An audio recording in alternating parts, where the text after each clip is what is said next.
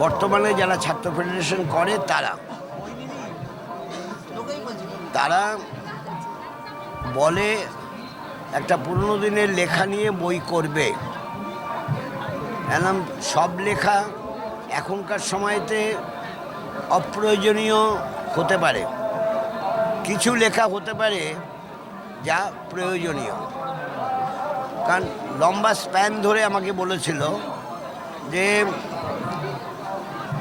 All ইন্ডিয়ায় SFI গড়ে ওঠার সময় থেকে শুরু করে এখন পর্যন্ত যে লেখাগুলো তার থেকে বাছাই করা করব।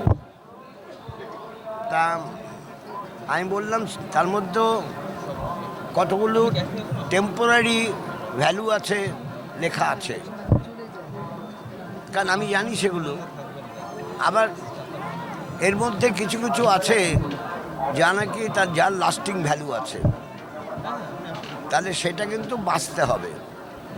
ওরা আমাকে পড়তে দিয়েছিল, এমন সময় পড়তে দিয়েছে আমি খুব ব্যস্ত ছিলাম, আমি খুব পড়তে পারিনি। কিন্তু শুরুর লেখাটা আমি বলেছিলাম যে ভালো করে দেখতে হবে। ওরা ছবি করে নিয়ে তারপর করেছে পুরনো কাগজ থেকে।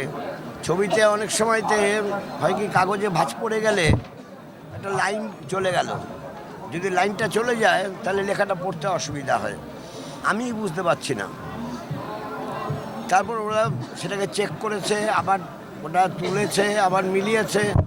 শেষ পর্যন্ত কী হয়েছে আমি না পড়লে এখন বলতে পারবো না।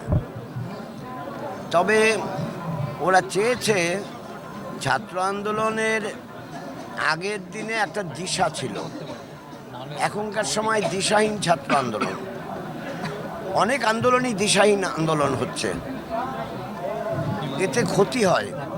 পার্টিকুলারলি ইয়াঙ্গার জেনারেশন, যাদের জীবনে এবং যৌবনের অভিজ্ঞতার অভাব আছে, তাদের অসুবিধা হয়। সেই জন্য ভালো করে চেক করে দেখো। তা এর মধ্যে আবার বিদ্যাসাগর আছে, তাই বলে এর সঙ্গে বিদ্যাসাগর ফিট ইন করে কি করে?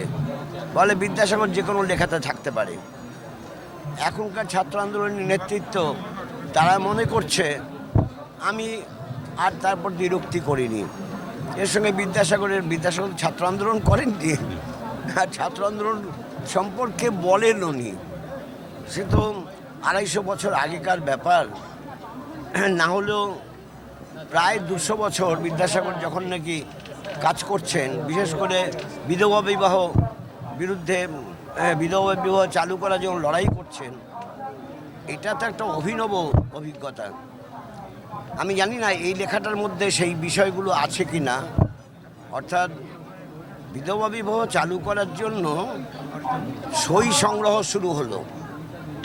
বিদ্যাসাগর বেশি সই সংগ্রহ করতে পারেননি, তিনি 960 না 70 এরকম সই সংগ্রহ করেছিলেন।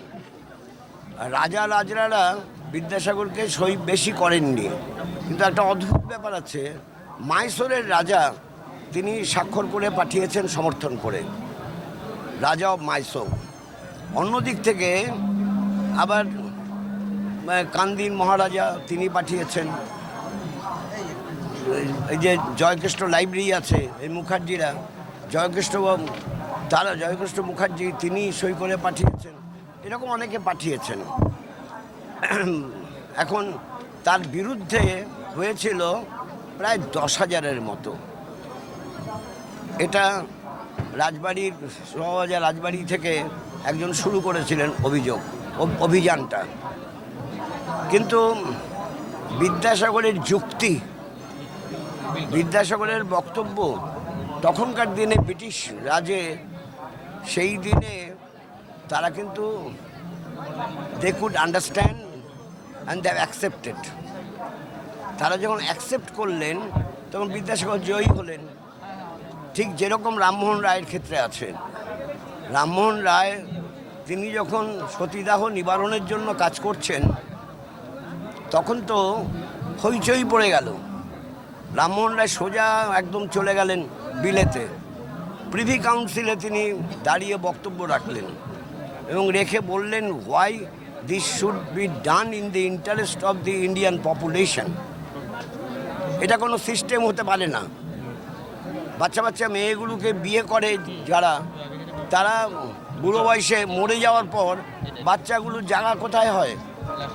তাদের আবার উইডো ম্যারেজ যে করবে, উইডো ম্যারেজ তো চালু নেই। সবটা মিলিয়ে এমন অবস্থা হয়ে যায়, তাদের তখন জায়গা হয় অন্যত্র। এই বিষয়গুলো সম্বন্ধে জানা ভালো।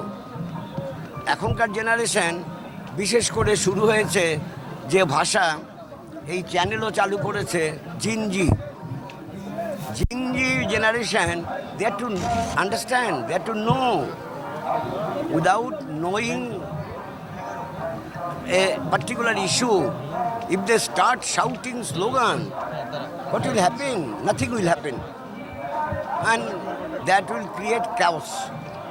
Therefore এইটা ওদের যে চিন্তা, ওদের চিন্তার সঙ্গে আমি সহমত পোষণ করি। ওইটা হলো